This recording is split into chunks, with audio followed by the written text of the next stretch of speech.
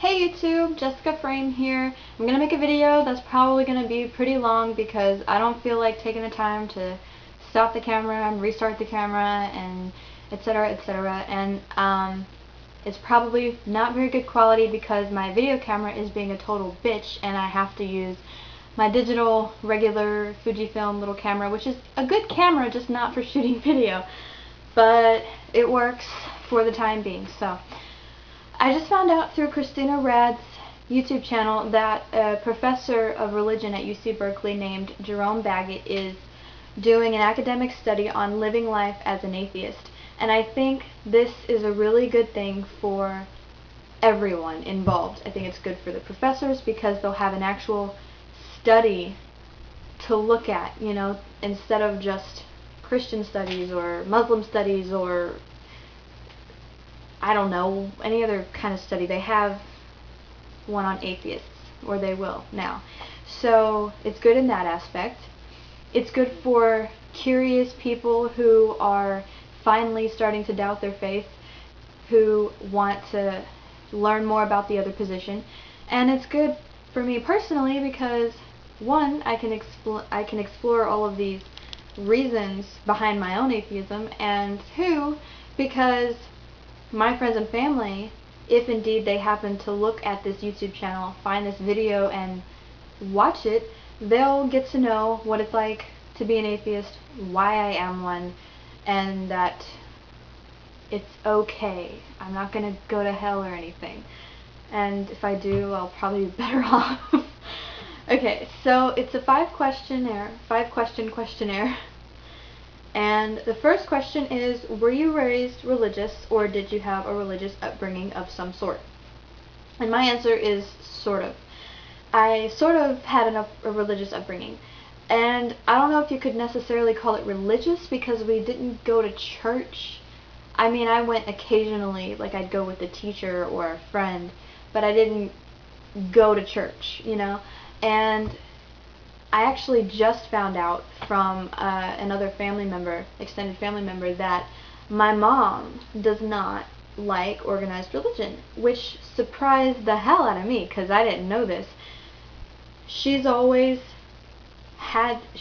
given me the idea that God exists, and it's not a belief, in my opinion. I don't think it's necessarily a belief because people in the Bible Belt especially, but people all around the world, third world countries, I can't even say that. It's everywhere. People are raising their kids with this in their head as a fact. They're not giving it to them and saying, here's an idea. Maybe there's somebody up in the sky that's watching over us and taking care of us and not feeding some people but making sure the others are perfectly well fed and taken care of. No, they don't present it to them as an idea. They present it to them as a fact. So they'll go to first grade and learn that 2 + 2 = 4, and then they'll go home and thank Jesus for their food. It's in their minds, it's in their heads as a fact. So I don't really think it's a belief until perhaps they get older and maybe question it a little bit and then go back into it. But yeah, I mean, I was raised with these ideas in my head, and to me, they were a fact. I never questioned this idea. I never thought to myself, well, I wonder if this is actually true. Because, of course, as a kid, your parents are basically God. I mean, your parents, no, they're not going to lie to you, right? They're not going to tell you something that's not true. So, of course kids believe it. They eat that shit up. Why wouldn't they? So, and then as you get older, why would you question it? Your parents aren't going to lie to you. Okay, maybe about Santa Claus. Maybe about the Tooth Fairy. Maybe about the Easter Bunny. Maybe about fairies and leprechauns and all that. But, no. God's real. God's real. So, yeah. I think so the majority of people who believe in God, to them, it is an absolute fact, which is very much the problem with all of this, because they don't see it as this is something I believe in. That it's a fact to them. It is a straight fact. To them, it is just as true as 2 apples and 2 oranges equals 4 pieces of fruit. Moving on to the next question, which is actually a sub-question to question 1. So, question 1A. If raised religious, when and why did you become an atheist? What was this transition like for you, for your family, etc.? Was it a quick transition or a slow one? And was it easy or difficult? So, this is kind of a long and I think funny story. It's really stupid, actually. It all started because of a guy, ironically. I don't know if it's ironic's probably not the correct word to use there, but I'm using it anyway. So I was completely head over heels in love with this guy. And he was the first thing I thought of when I woke up, first thing I thought of before I fell asleep. I had dreams about this guy constantly, no lie. Didn't go 5 minutes without wondering what he was doing, what he was thinking, if he was eating, if he was hungry, if he wanted to talk to me, if he was going to call me that night. And he led me on so bad. I mean, he knew I liked him. And I can't even call it love. I was really just infatuated with this person. And we'd talk on the phone almost every night for a couple hours at a time, and we'd hang out, we'd work together. He'd come to my house after work and hang out, and we'd watch movies, and we'd do this and this and this and whatever. And I mean, we're laying on the ground looking up at the stars. I was cold. He gives me his jacket. Tell me that's not leading me on. So, anyway, this goes on for months and months and months and months, and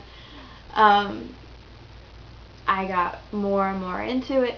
And of course now I realized that I was going through so much shit mentally. I had so much pain mentally and emotionally that I was just searching desperately for something good in my life. Just something good to grasp, something to hold on to and have in my life that would make me happy, that would give me a reason to be happy, give me a reason to be alive.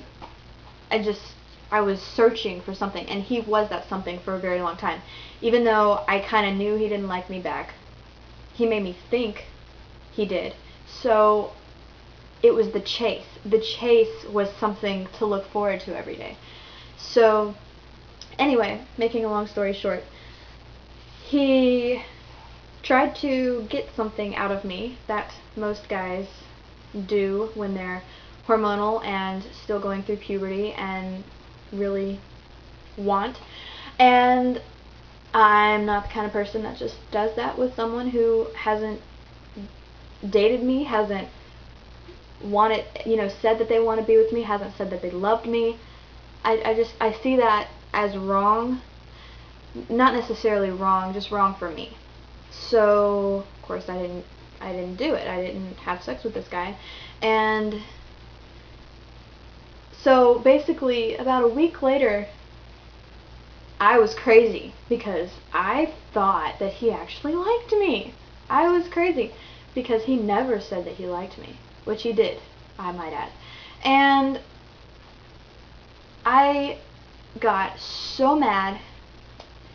He was always talking about how much he liked long hair. So I went and chopped off all my hair. I cut it to about right here.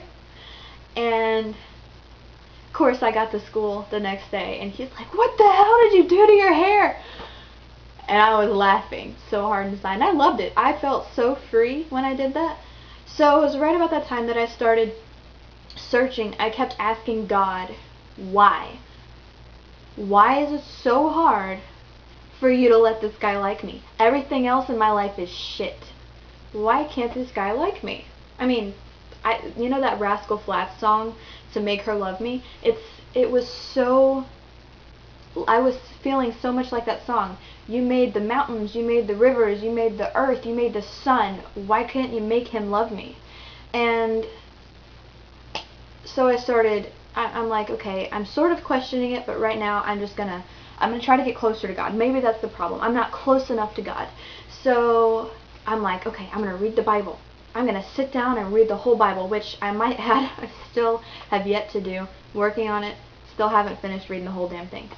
But anyway, so I set out on this religious quest where I was going to go to church. So I called back these Mormon missionaries that had visited our house several times because they wanted to bring my mother back home and whatnot. So, of course, she never talked to them, but I did several times. So I went to church, I think once, possibly twice, I can't remember. And I liked it. I really did. It was nice. It was fun. They sang, and I got to sing with them. These girls dressed similarly to how I dress because I don't like to show off a lot of stuff. So it was like, okay, modesty, there's one thing that I like. Singing, another thing that I totally love. And it worked. And then I found the atheist blogs and the atheist YouTube channels. And I started thinking, wait a second, these people have a point. If that is really in the Bible, that's bullshit. That shouldn't be in the Bible. The Bible's supposed to be about all good things. God loves you. Jesus loves you. That's what they talk about in church. That's what my mom's always told me the Bible talks about. So I got my Bible and I looked it up. And guess what? Everything that these people were saying was true. And then I thought about all the children that starve on a daily basis. I started thinking about famine, disease, murder, rape, and you know, everyone always says God is all powerful, He knows everything, He is everywhere, He exists in every time, and because He knows everything, He knows the future, He knows the past, He knows what you're thinking, because He knows everything, right? So He's in your head. He's everywhere. He can see what you're doing all the time. It's like creepy Santa Claus times a million. So I started thinking about that. It's like, well, if He's everywhere, then He knows that there are 50 million people starving right now. He knows that 1 in 4 women are raped. And that people are abused. And that people are murdered. And for stupid reasons. People are brutally murdered, cut into little bitty pieces, and carnivores. Think about, or not carnivores, cannibalism. Think about cannibalism, carnivores, wow. It's ridiculous. So if He's all powerful, He can do anything you could even imagine, anything. And He loves everybody. And He knows that these things are going to happen before they happen. Why doesn't He stop it? Better yet, why didn't He stop these people from being created in the first place? Why didn't He, make Hitler's mom infertile?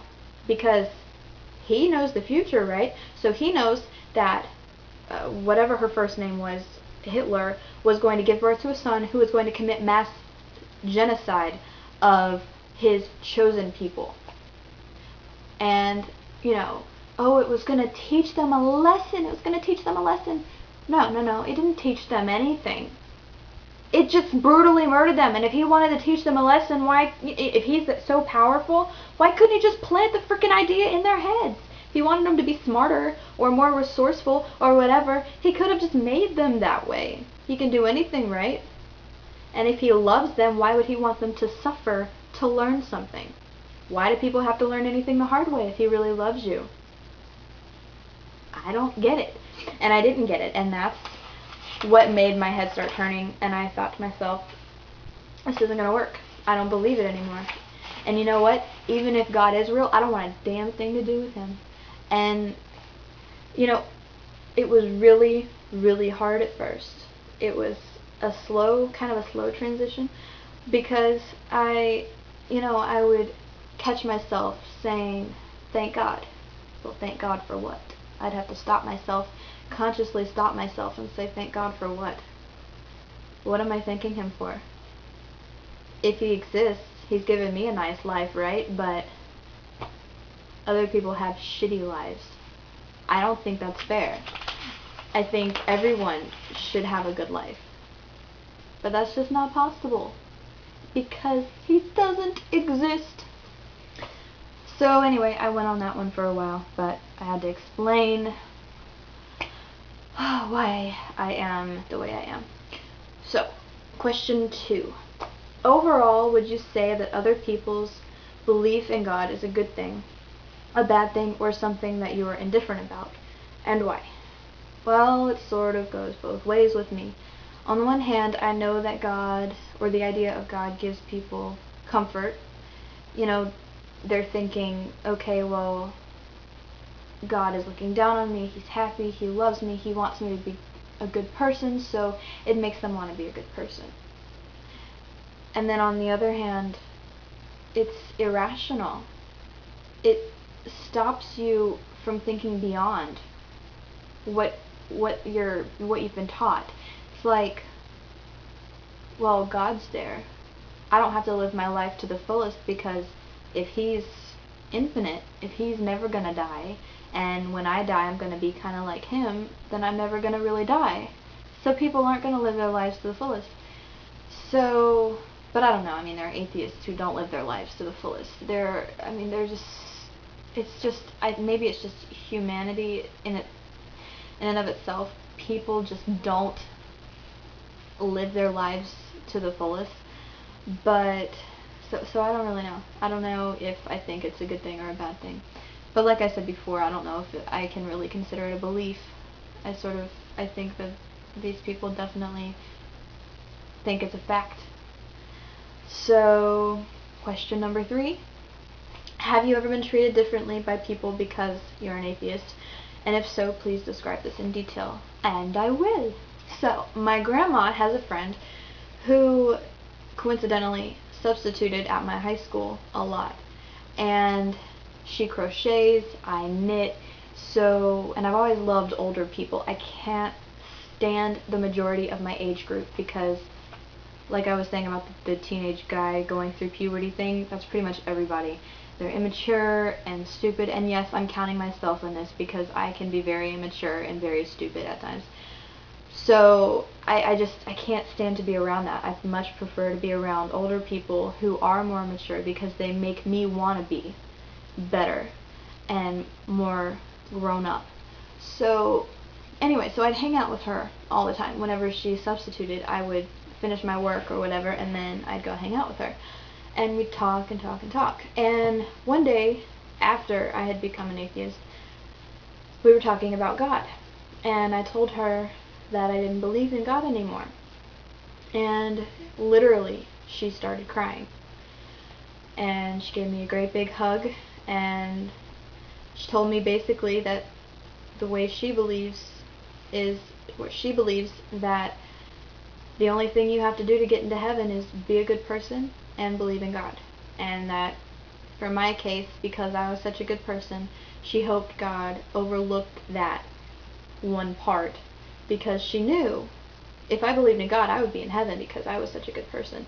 So she was crying, and ever since then she hugs me every time she sees me. And when she looks at me, she has this really sad look in her eyes. And you know, I've had some hateful stuff said to me on Facebook, and some hateful stuff to me said on YouTube.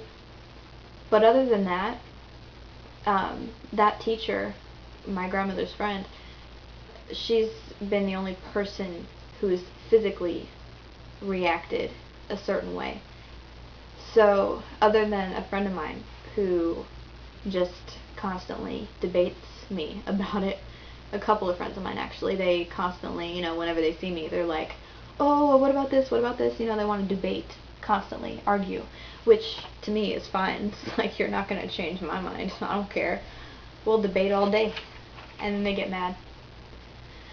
But it's fun, so I debate with them. But the only way I've really been treated differently was that teacher, because she always, when she saw me, she lit up, and then after that, she just had the saddest look on her face every time she saw me, and she gave me a great big hug saying, I hope you turn around, and she'd always say, I love you, God loves you.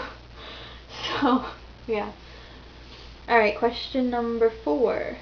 If you're not a religious person, do you consider yourself to be a spiritual person? Why or why not? I'm not really sure. I don't know.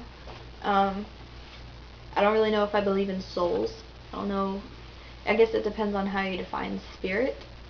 I don't even know. I don't know any way that you describe or define spirit. I don't know if I would believe in it. I don't know if I would. I don't think I could call myself a spiritual person. But at this point in my life, I don't know.